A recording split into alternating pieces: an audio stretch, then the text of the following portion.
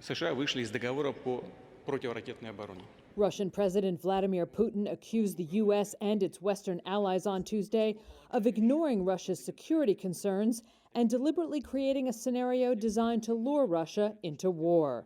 In his first direct public comments on the Ukraine crisis for nearly 6 weeks, a defiant Putin showed no signs of backing down from security demands that Western countries have called non-starters and possible excuses to launch an invasion. We already can see that fundamental Russian concerns were ignored. Russia is demanding that NATO halt any further enlargement, bar Ukraine from ever joining the alliance, and pull back forces and weaponry from Eastern European countries. Putin said Washington is not primarily concerned with Ukraine's security, but with containing Russia. That is the problem. In this context, Ukraine is just a tool to reach this goal.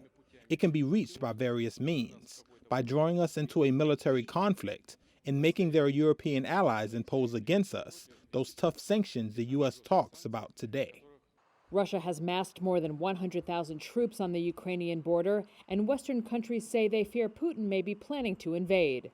Russia denies this, but has said it could take unspecified military action unless its security demands are met.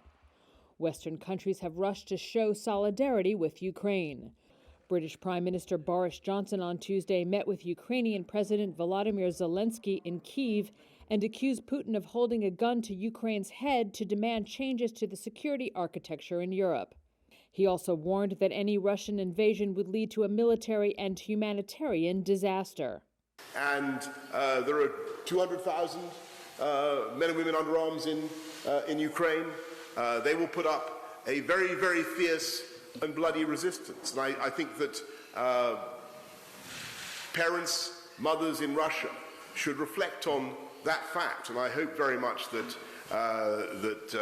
President Putin steps back from the path of conflict and that we engage in dialogue. Zelensky, who has repeatedly played down the prospect of an imminent invasion, signed a decree on Tuesday to boost his armed forces by 100,000 troops over 3 years. He urged lawmakers to stay calm and avoid panic, saying he had ordered the troop increase, quote, not because we will soon have a war, but so that soon and in the future there will be peace in Ukraine.